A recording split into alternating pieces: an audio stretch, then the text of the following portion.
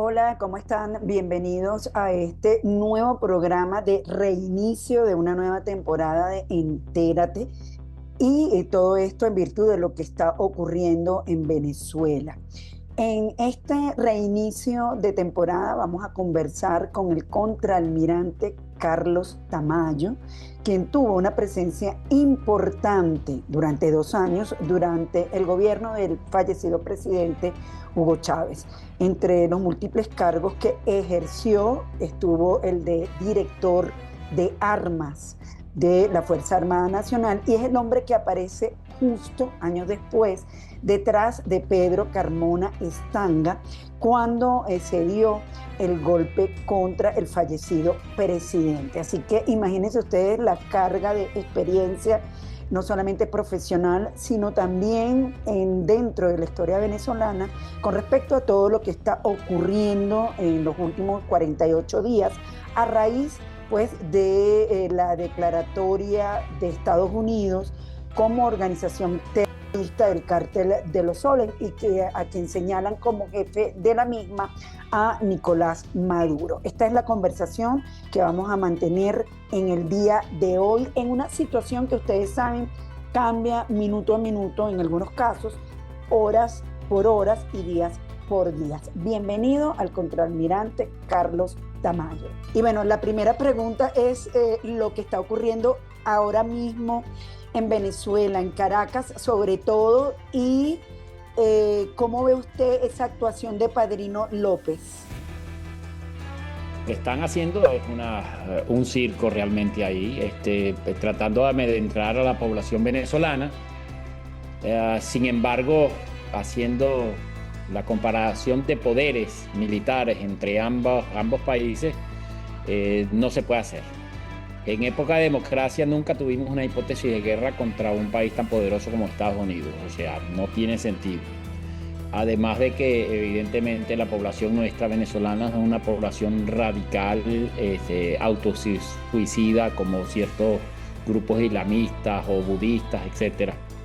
Y entonces no hay comparación. Lo que están haciendo es para amedrentar, para tratar de exacerbar el nacionalismo del venezolano, pero sabemos que el venezolano, los reportes que yo tengo es que la mayoría están esperando, del 85% para arriba, están esperando una intervención para liberar a Venezuela. Y de esos efectivos que están en esos tanques y esos motorizados que andan por la calle, muchos de ellos están obligados mentalmente a estar ahí, pero no están con el grupo de criminales. Y la narrativa que se lleva desde Estados Unidos de América y que la llevamos nosotros hace tiempo, la diáspora, la oposición, es que la lucha no es contra el país, no es contra el venezolano, la lucha es contra los criminales que tienen secuestrado a Venezuela. Le quería preguntar, usted es ingeniero electrónico. Sí, Padrino López ha hablado de guerra electrónica en la isla La Orchila. sí. Háganos un análisis de eso, por favor. Bueno, Padrino López no tiene ni idea de lo que es guerra electrónica. La guerra electrónica de los Estados Unidos, de las Fuerzas Armadas de Estados Unidos, es una guerra electrónica muy poderosa que ha evolucionado a través de los conflictos. Especialmente tuvo un pico de evolución en la guerra de Vietnam, donde la microelectrónica se desarrolló y se desarrollaron muchos sistemas de medidas de guerra electrónica de ataque y de contramedidas electrónicas, así como medidas de guerra electrónica de apoyo. En el caso del conflicto entre Estados Unidos y los grupos criminales venezolanos, desde el primer gobierno de Trump, los aviones colectores de información de inteligencia, esto es de SIGINT, Signal Intelligence, y de ELINT, Electronic Intelligence, han estado trabajando activamente. Y el venezolano, el de las Fuerzas Armadas de esta revolución, como no tienen idea y no están bien preparados, cada vez que detectaba un avión lo que hacían era transmitir con sus radares, que es lo que hacen estos aviones que prácticamente registran lo que se llama la firma electromagnética de ese radar. O sea, cada sensor tiene su huella, su firma electromagnética. En caso de un radar, en caso de un sonar sería la firma acústica, y en caso de un vehículo de tierra puede tener una firma infrarroja. Todo eso está registrado y lo tienen las Fuerzas Armadas de Estados Unidos. Además de que tomemos en cuenta de que desde el 2017 para acá, por decir unos años, los sistemas de armas de Venezuela se han deteriorado, no solamente por la capacidad intrínseca física del sistema de armas, sino también por el recurso humano.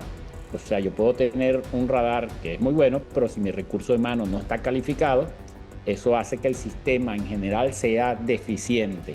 O sea, el sistema de defensa, el sistema de armas deficiente porque el recurso humano no está capacitado.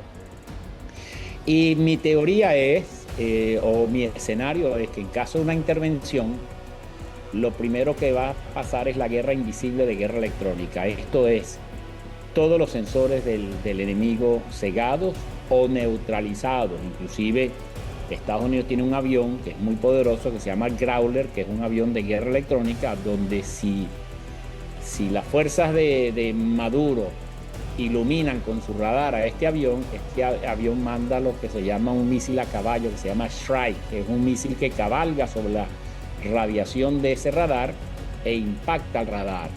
Y lo interesante es que no se necesita impactar a la batería de misiles en sí, sino impactar los sensores que dirigen esos misiles.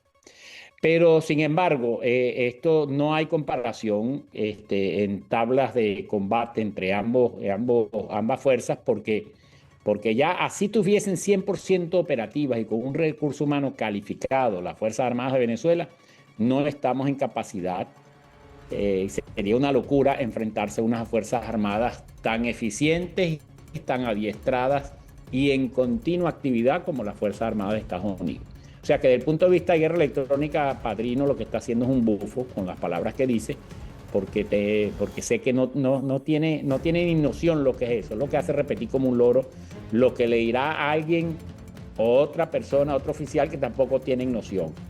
El adiestramiento de las Fuerzas Armadas, desde que llegó Chávez, ha sido un adiestramiento deficiente y probablemente con los chinos y con los rusos. Y en el caso con los rusos, bueno, sabemos que los rusos están siendo golpeados fuertemente por Ucrania. O sea que no es algo comparativo. Y como digo, pues las primeras generaciones que aprendieron sobre los sistemas de misiles S-300 y los diferentes tipos de sistemas de armas que adquirieron en Rusia o en China, esas primeras generaciones que pudieron haber aprendido algo, ya esas generaciones pasaron y las siguientes generaciones que toman control de esos sistemas de armas, la información que tengo es que están muy deficientes, desconocen mucho. Hay mucha ignorancia en el país en general de las instituciones, así como dentro de las Fuerzas Armadas. Entonces, para usted no hay ninguna guerra electrónica que se esté practicando en la Horchila y muchísimo menos en lo que se está viendo hoy en todo el territorio nacional, para estar claros, ¿no? Bueno, hay una guerra electrónica, pero es por parte de las fuerzas amigas, de las fuerzas de los aliados de la democracia venezolana que están continuamente en escucha y en análisis de los sensores, porque los P-8, los aviones P-8 son unos aviones recolectores de inteligencia, de señales y de inteligencia de todo tipo. Y por supuesto, uno de los postulados de guerra electrónica es que transmitir a diestra y siniestra es algo contraproducente, porque al transmitir, por supuesto, son registrados todas las firmas electromagnéticas de los sensores y esos son los mismos sensores que tenemos, no lo van a cambiar. Y por supuesto eso es una desventaja y una parte de ignorancia de las Fuerzas Armadas que transmitan a diestra y siniestra. Y en este caso tengo entendido que las Fuerzas Armadas secuestradas por el chavismo están transmitiendo a diestra y siniestra, lo cual eso le da una ventaja desde el punto de vista de guerra electrónica a los Estados Unidos de América en caso que tenga que hacer una intervención quirúrgica, porque lo primero que va a hacer es la guerra silente, la guerra invisible, que es la guerra electrónica, y eso va a cegar a todos los sensores, probablemente bloquear todas las comunicaciones de radio, inclusive hacer deception, lo que llaman en inglés, que es engaño. Se les puede mandar un mensaje diciendo que muevan los tanques a tal sitio donde realmente no son necesarios. Y no creo que, no estoy convencido que las Fuerzas Armadas actuales venezolanas están tan deterioradas que caerán en cualquier trampa de guerra electrónica, pero El día que Estados Unidos se decida a liberar a Venezuela y a, y a capturar a la gente que tiene búsqueda y captura por parte del Departamento de Justicia de Estados Unidos, eso va a ser algo muy sencillo desde el punto de vista tecnológico, porque no hay comparación, tanto el punto de vista tecnológico que tenga la fuerza de Venezuela, como el recurso humano, que es lo principal, está muy deteriorado. De manera que guerra electrónica hay, pero por parte de los Estados Unidos, que están aprovechando todas las locuras que está haciendo Padrino dentro de ese circo barato de demostrar sistemas de armas que están obsoletos y que no hay capacidad para utilizarlos eficientemente. O sea, ¿usted está convencido entonces es que la tesis de la extracción es lo que pudiera aplicar Estados Unidos? Sí, la extracción porque es la que produciría menos efectos colaterales, esto es muertes de vidas inocentes, y es la que llevaría al punto de quiebre. Recordemos que las Fuerzas Armadas venezolanas, la mayoría de sus integrantes votaron a favor de nuestro presidente electo Edmundo González. Lo que sucede es que con el clima de terror ellos no pueden decir nada, por supuesto. Un sargento, un coronel, un teniente, un suboficial que diga algo, por supuesto, la represión del régimen tiene inteligencia artificial. Ellos han aprendido, ya ahora no solamente van contra el oficial que vayan contra el régimen, sino que van contra su familia. Y esto no solamente en el ámbito militar, lo estamos viendo la cantidad de presos políticos que hay y que van y atemorizan a sus familias, ¿no? Eso es un sistema prácticamente nazista comunista, una combinación del nacionalsocialismo con el comunismo de Stalin, ¿no? Son esos métodos que utilizaban esos regímenes de terror. Hablando de militares leales o no leales, usted vio ya el video de Padrino López, ¿no?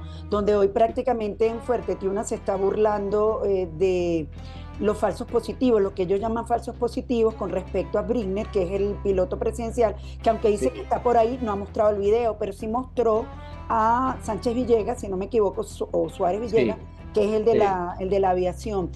Esto son falsos positivos, guerra mediática, ¿cómo lo ve usted? Porque esto me hace recordar lo que ocurrió en la primera, pues en la primera intentona, que usted por supuesto estuvo detrás de Pedro Carmona y todo eso, donde se Sí. decía que habían pronunciamientos de militares, pero al final pues no parece haber salido con nada. ¿Qué lectura le da usted a esto? Yo creo que es parte de la guerra de información del régimen que saca falsos positivos para que la gente se emocione y después los desmientan. Sin embargo, yo no creo que eso afecte a la libertad cuando llegue, porque las altas probabilidades de que el país, Venezuela, queda libre, no depende internamente, depende de nuestros aliados, en este caso Estados Unidos. Y en esa narrativa que llevamos años, Yasmín, diciéndola, que nosotros tenemos que demostrar que el régimen que tiene secuestrado Venezuela es una amenaza para la seguridad y defensa de Estados Unidos, es lo que va a hacer que nos puedan liberar. Porque mientras los países amigos no sientan amenaza, evidentemente que no van a ayudarnos a liberar. Pero ya en este caso y la narrativa que está llevando los halcones de Trump, especialmente Marco Rubio, es una narrativa que es real, y es que Venezuela es una amenaza para la seguridad y defensa de Estados Unidos por tres factores principalmente. El primero y el que menos narrativa o publicidad tiene es el de las relaciones con Irán y la infiltración de agentes islamistas que hablan castellano perfecto, con acento venezolano y con pasaporte venezolano, que los han mandado a diferentes países y son células durmientes en esos países. La segunda, el narcotráfico, por supuesto, que no solamente depende de Venezuela, depende de otros países, pero es muy relevante por la cantidad de muertes que está causando en Estados Unidos. Y la tercera se podría decir que es la infiltración de malandros y de criminales que han mandado con el Tren de Aragua. Entonces, en esto por fin Estados Unidos está lo que nosotros estábamos buscando hace más de 10 años, que se den cuenta que el régimen venezolano es una amenaza para la seguridad del hemisferio y en especialmente para Estados Unidos, porque los islamistas, yo he dicho que se aprovechan de Maduro, porque acordémonos que los radicales islamistas todo el que no sea de la religión islam es un infiel. Y ellos aprovechan a los infieles probablemente para hacerle daño al demonio, como llaman ellos, que es los Estados Unidos de América.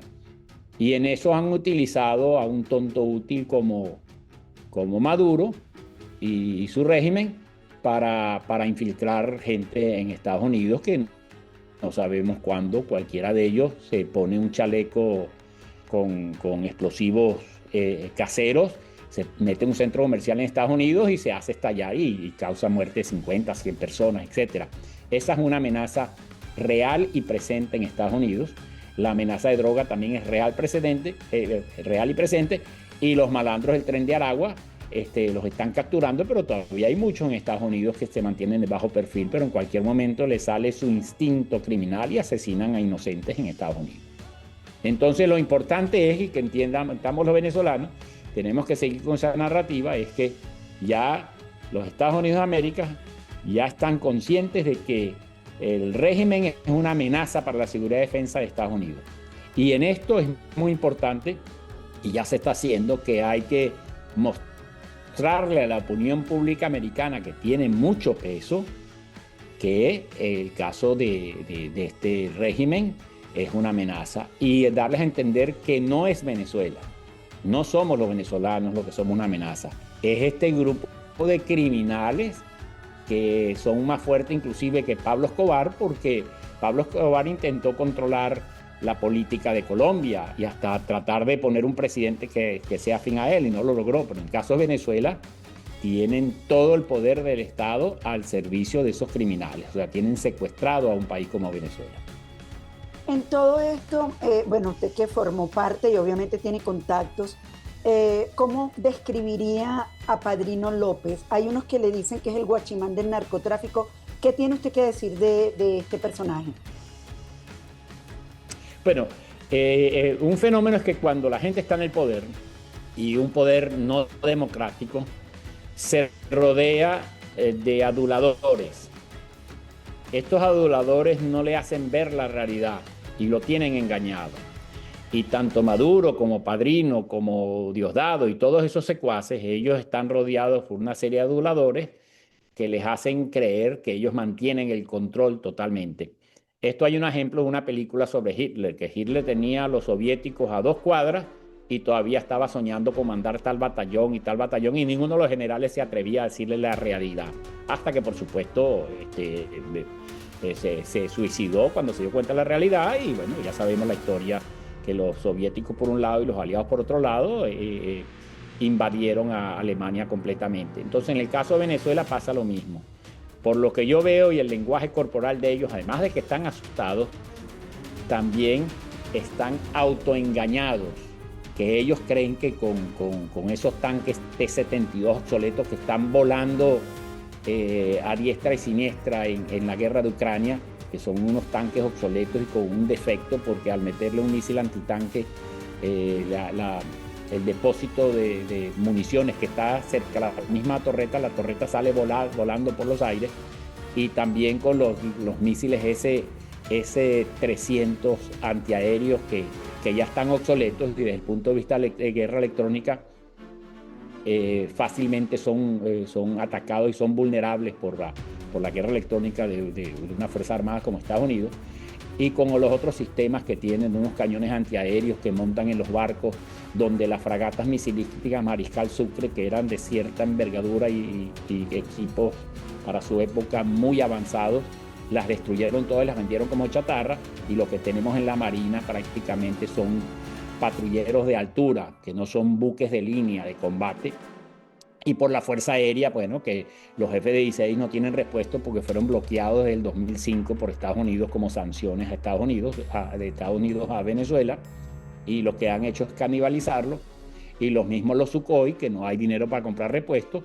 Pero lo más grave de esto es que no hay pilotos calificados. Creo que hay 3 en el F-16 y unos cuantos, serán 5 o 6 que están con los Sukhoi 30. De manera que ahí vamos otra vez a lo que decía al principio: el recurso humano de Venezuela el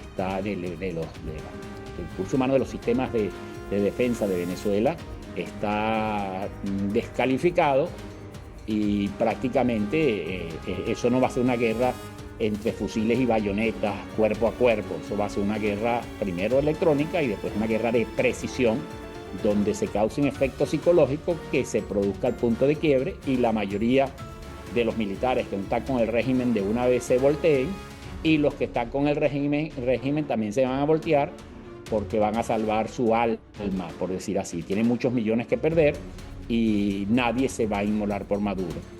Y lo que siempre digo, el día D más uno, nadie fue chavista en Venezuela. Después que se capturen a los cabecillas, etcétera, nadie fue chavista.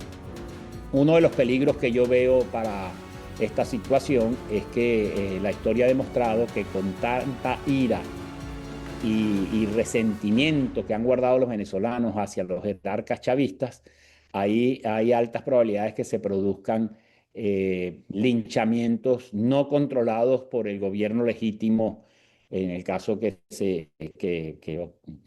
obtenga la presidencia del señor Edmundo González, porque yo pienso que la intervención va a ser quirúrgica, pero en paralelo hay que poner orden, y los venezolanos al único que vamos a obedecer como jefe de Estado es al señor Edmundo González y a la vicepresidenta, si la has nombrado, la señora María Corina Machado, porque son los que han sido elegidos democráticamente en Venezuela.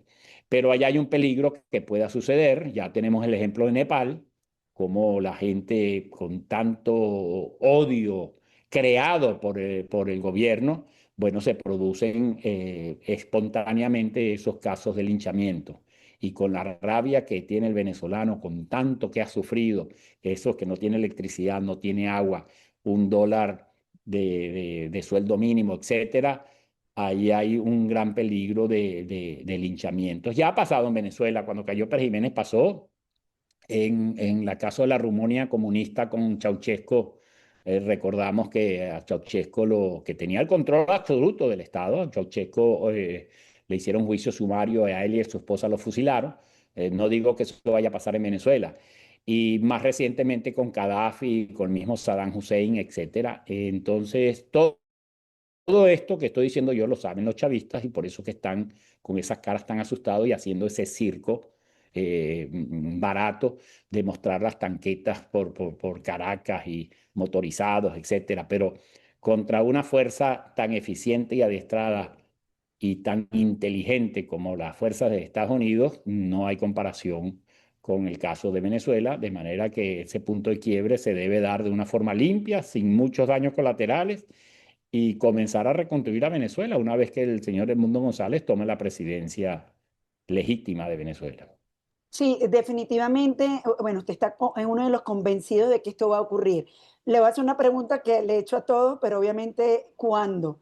¿Cuándo es lo más difícil, no? Sin embargo, hay elementos que sí definitivamente hacen ver a un Trump diferente a su primera presidencia.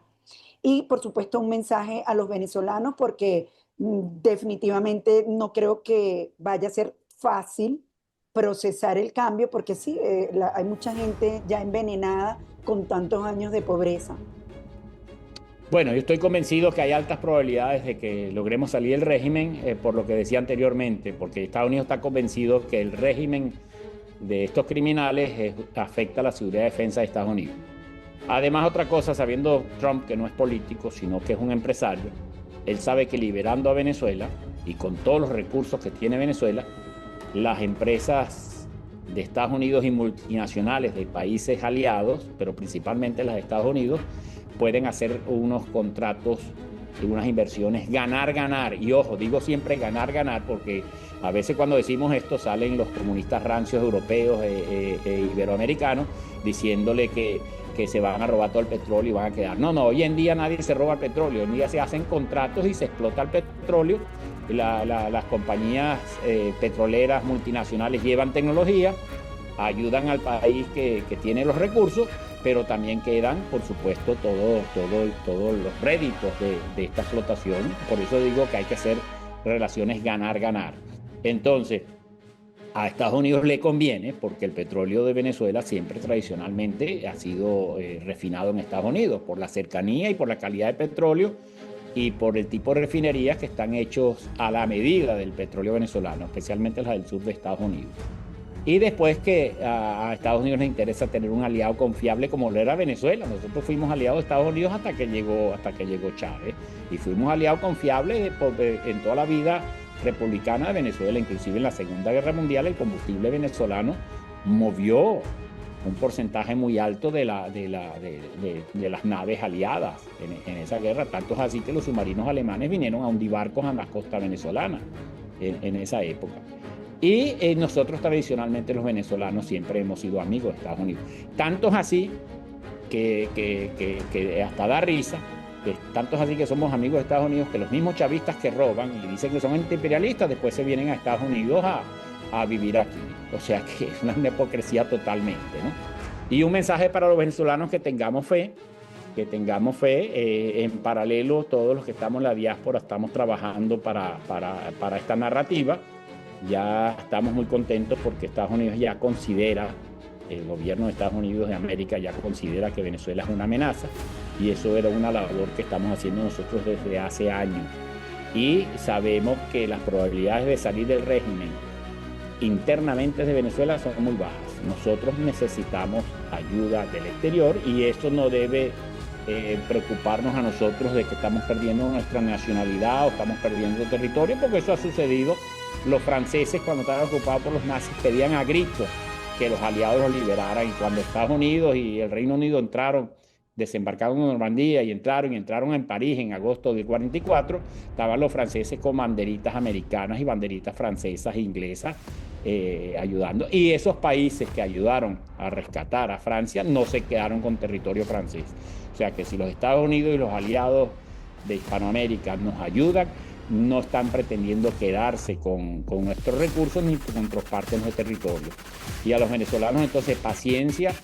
En cualquier momento vendrá esto, nadie lo puede decir porque eso son operaciones tan ultra secretas que solamente Trump, con su Estado Mayor y probablemente en coordinación con el presidente electo de Venezuela, darán el golpe de extracción y sabrán cuánto.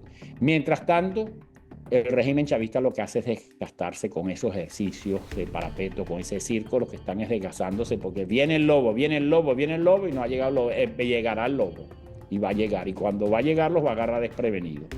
Además de que, como dije, eso no va a ser una invasión, eso va a ser una extracción, una intervención quirúrgica, no una invasión tipo desembarco en Normandía, etcétera, ni siquiera parecida a la de Panamá o la de Granada. Que sucedieron en los años 80, ¿no? Y tenemos mucha fe a los venezolanos que por favor sigamos adelante, tengan paciencia. Yo sé, me reportan de Venezuela que están pasando muchas penurias en Venezuela, desde hace años, por supuesto, y ya vendrá el nuevo gobierno legítimo, ya vendrá ayuda humanitaria, porque sabemos que se monta el presidente Edmundo González. El país todavía no está estabilizado y hay que llevar una especie de plan Marshall a Venezuela, un plan para mientras arranca el desempleo, arrancan las inversiones, se arregla el sistema de salud, el sistema de educación, se arreglan todas las infraestructuras que hay que arreglar. Pasarán unos años y vamos a necesitar un brazo humanitario que nos ayude a mantener el sosiego de la población, porque es así.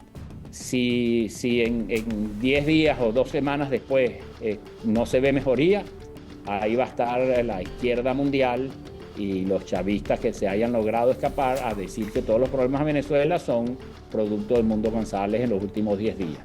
Porque así están tratando de hacer con Argentina, con Milei, ¿no? Que le están tratando de echar la culpa a él de todos los males de Argentina, lo que hicieron los Kirchner, que se robaron por más de 10 años. Así es. Una última, ¿qué le dicen desde los cuarteles? ¿Tiene información? Sí, asimétricamente me reportan a mí, están pidiendo a gritos una intervención, que los ayuden para el punto de quiebre. Ellos solos no pueden porque son torturados ellos y sus familias, y están pidiendo, me llegan los mensajes: mi almirante, ¿para cuándo? ¿Para cuándo la intervención? Avísenos que estamos listos para nosotros tomar control de tal batallón, tal cuartel, de tal buque, etc. Es así, la oficialidad institucional y el personal militar institucional están esperando el punto de quiebre para lanzarse a la calle a favor de la democracia. Bueno, muchísimas gracias. Escucharon ustedes entonces al contraalmirante venezolano Carlos Molina Tamayo haciendo un análisis de lo que cree está ocurriendo en Venezuela y lo que cree ocurrirá. Nosotros el próximo domingo también le tendremos un entrevistado de altura para que nos explique lo que están viviendo los venezolanos dentro y fuera de Venezuela. Hasta luego.